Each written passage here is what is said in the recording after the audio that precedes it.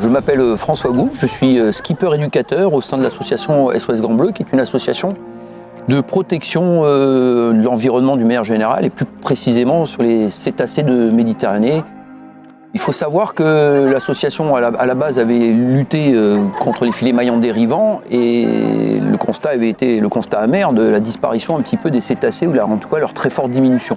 Et depuis 5 ans, on commence à revoir un petit peu des espèces comme des tortues ou des raies qu'on ne voyait pas avant, ou très rarement, ou c'était un événement dès qu'on les voyait. Donc ça, c'est plutôt bon signe, et ça montre aussi le temps qu'il faut entre l'arrêt, en prenant une mesure d'arrêt définitive d'une pêche industrielle lourde, comme l'était la pêche des filets maillants dérivants, à un petit peu un rebond, donc ça revient quand même longtemps après. Il faut du temps, c'est un équilibre qui est très fragile, et c'est pour ça qu'on se bat et qu'on emmène d'ailleurs les gens sur ce bateau, sur ce Santos Sospir. On espère beaucoup sur l'impact que l'on donne sur les différents publics que l'on touche, notamment avec les écoles. Il y a une prise de conscience très jeune, et comme je dis toujours, c'est comme la force vive de demain, et il faut rester optimiste et espérer qu'ils aient des actions plus réfléchies et plus intelligentes que leurs aînés. On a fait beaucoup de juridiques au niveau de l'interdiction des filets, maillants dérivants et autres combats juridiques, et que notre action elle est essentiellement menée maintenant sur l'éducation, parce qu'on se rend compte quand même que par l'éducation, on arrive à sensibiliser et à mieux protéger.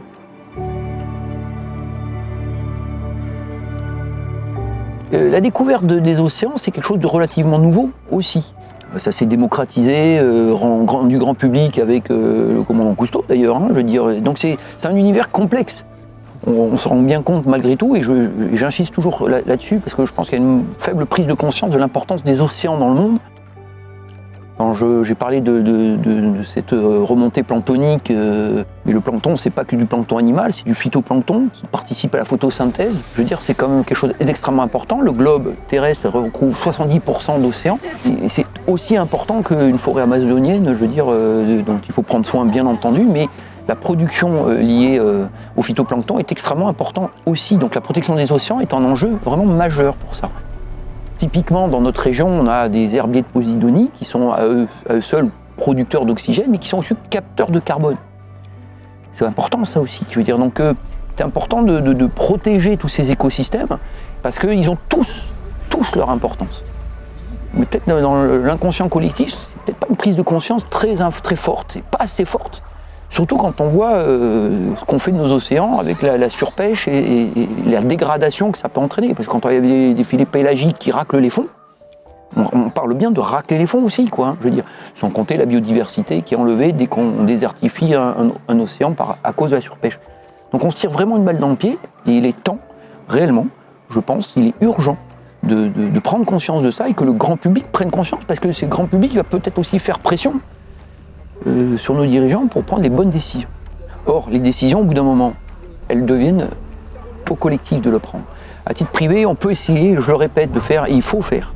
Mais à un moment donné, on ne peut pas demander à l'humanité d'une manière, à titre personnel, de résoudre tous les problèmes de la planète, surtout quand on n'a pas la maîtrise des industries et de toutes ces choses-là.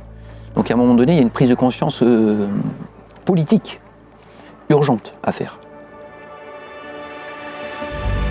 Les espèces marines voient leur existence bouleversée et mise en danger par la négligence de leur lieu de vie. En persistant sur cette voie, l'observation du fascinant spectacle des animaux marins cessera. L'harmonie du vivant s'effondrera et tout deviendra silencieux.